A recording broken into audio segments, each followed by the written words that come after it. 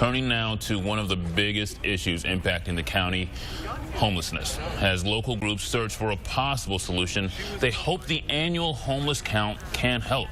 It shows how many San Diegans are sleeping on the streets. Kimberly? Is that her? Wale, on any given day, we know there are over 8,000 homeless people on the streets of San Diego. And I'm Kimberly Hunt, live from the San Diego Rescue Mission in Bankers Hill. They serve about 300 people every night and provide services both short-term and long-term for men, women, and children. And one of the things that we have found here in San Diego is homelessness affects our military veterans at higher rates than the civilian population. Of course, we have one of the largest military populations in the country. About 10% of San Diegans living on the streets are veterans of the armed services. There is a bill in Congress to help, and it's called the Return Home to Housing Act. It would help organizations that provide housing to veterans reach more people. One of the leaders behind the bill is San Diego Congressmember Sarah Jacobs. We caught up with her on Zoom to find out why so many veterans end up on the streets. The transition is difficult. They are not always accessing all of the veterans' benefits that they're eligible for, which is something that my office works closely with the VA and with veterans in the community on. We also know that San Diego is a very expensive place to live. We need more housing that's affordable. The bill has support from both parties. Jacob says she thinks that it has a chance of passing this term. That's great news. And there's a new shelter now available in the East Village. Today, the city announced it can now provide beds for up to 36 women in the old downtown library building at 8th and E. The shelter is only open at night, and the women who stay there will have access to case managers who can connect them to social services and help them find permanent housing. Since 1955, the San Diego Rescue Mission has been dedicated to helping people experiencing homelessness rebuild their lives. And they do this through an emergency shelter and long-term rehabilitation programs.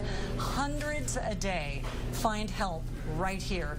And one of the guests is joining me now, San Diegan Christopher Johnson, a part of the residential program here with your 4 children. Thank you, Christopher. Yes. And Christopher is the first father with children living in this program. What has it done for you?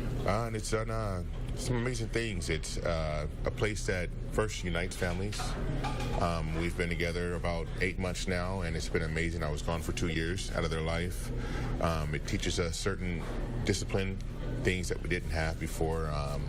Teaches us certain boundaries about ourselves and the world, and just ultimately it takes care of the mind and the soul, and introduces people who don't know God into God, and help bring God back into the lives of people who lost. And we know you have great plans for your beautiful family, by the way, for unity and for a great future together, and it's worth fighting for. Your message really to others is take the risk. Yes, take the risk. Take the risk.